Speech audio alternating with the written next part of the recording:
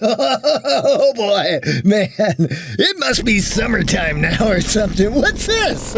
Another shooter on the bean farm? Dad, didn't you review 2 shooters this month already? Are you sure you want to review another? Maybe so, Timmy, but as you'll soon find out, this one's a little different. What's that say? Support remote life? Is that like when you worked from home because of COVID? What the heck? Let's hang on to those never-ending days of summer, here on the bean farm.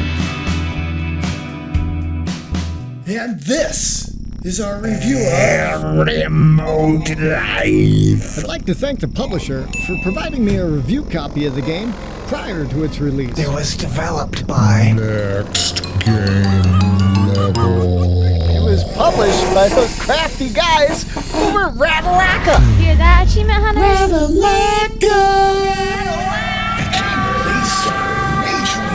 For all major consoles for the asking price of $18.99? What kind of price is that? Be careful. Good luck. Roger, thank you, base.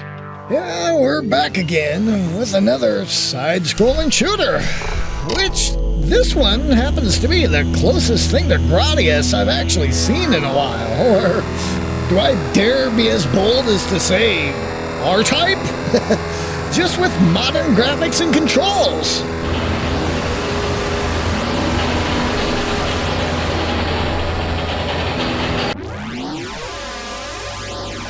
This game actually comes to us from a single Italian developer that has already received accolades and top marks from the industry.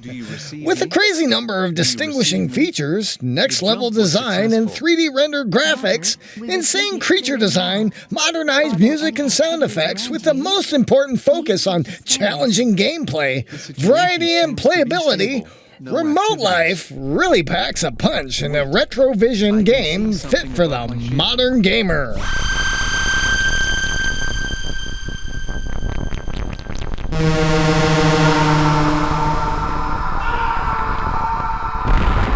The creepy alien-style environments are truly unique and give the game an experience unlike anything I've ever seen before.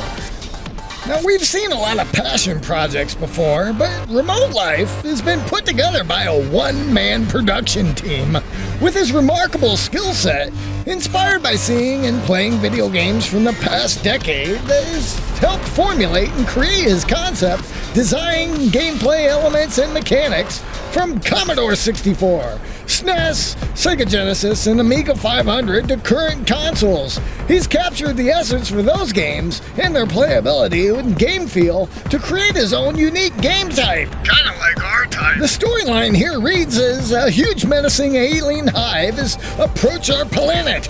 The only way to defeat it is to get inside and destroy it from the center. Sounds like a girl I used to know. It's entirely up to you to pilot your space jet and save the planet.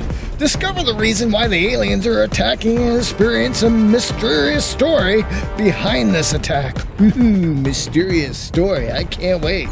So, can anybody tell me why the fate of humanity is always hinging on the soldiers of one man, who happens to be you?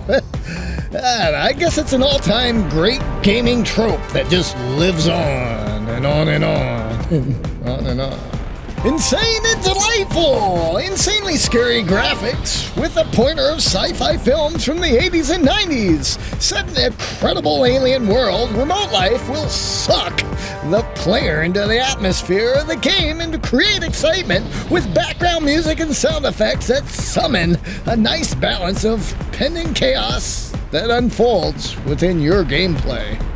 So yeah, this isn't anything we haven't seen before. For most levels, you'll just scroll from the left to the right automatically, but at a speed slow enough that you'll have ample time to react to the approaching enemies and environmental obstacles. The unlimited ammo for your default weapons gives a great arcade feel, and picking up the limited weapon upgrades gives you the feature that makes you feel powerful enough to clear the battlefield during the frantic times. Frantic times! I just wish I didn't run out of this stuff. You're given a limited amount of lives to try and navigate your way through each level. But somehow, even on baby mode, I still struggle to make it through each level. So, yeah, what's the point? Am I just flying this spaceship around, shooting all these insects? The great space exterminator, I guess. Alright, step back, folks. I got this all under control. These space aliens, I'm gonna exterminate all. Don't you worry now.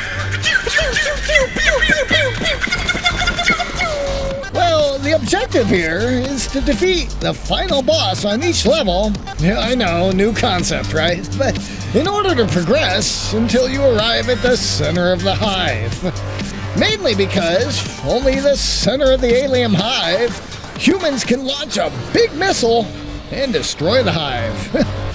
Nice.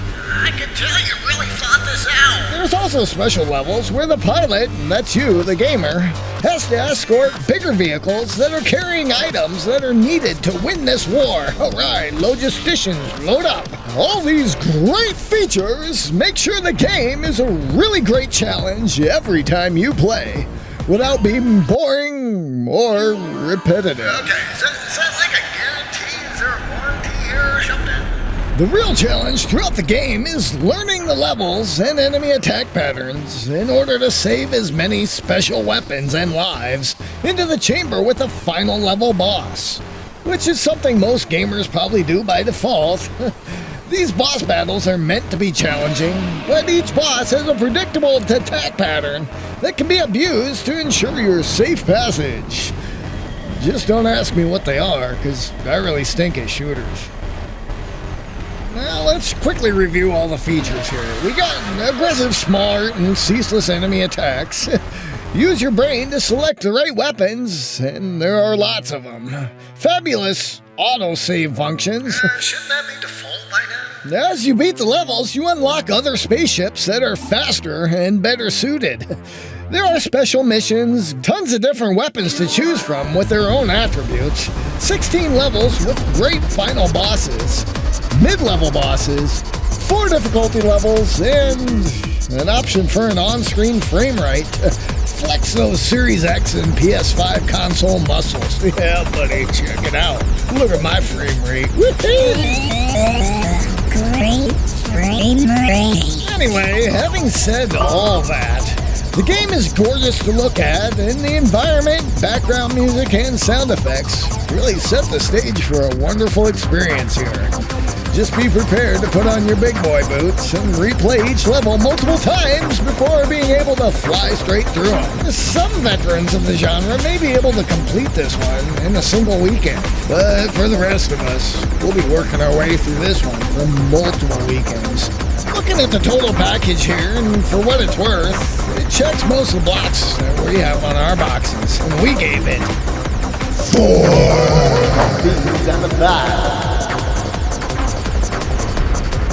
Yeah, well, that wraps up that review right there. Here's some notes I took, where I put the keys to the truck. So, you know, we make these new review videos every week, so if you're an indie developer or there's something you want to see... Yay, Peppa Pig! That ain't happening. Let us know your thoughts and recommendations in the comments down below. Be sure to visit again next week as we continue to take humorous stabs at some of the industry's new and upcoming titles. Soldiers! Stay safe out there. We'll see you next time on the farm.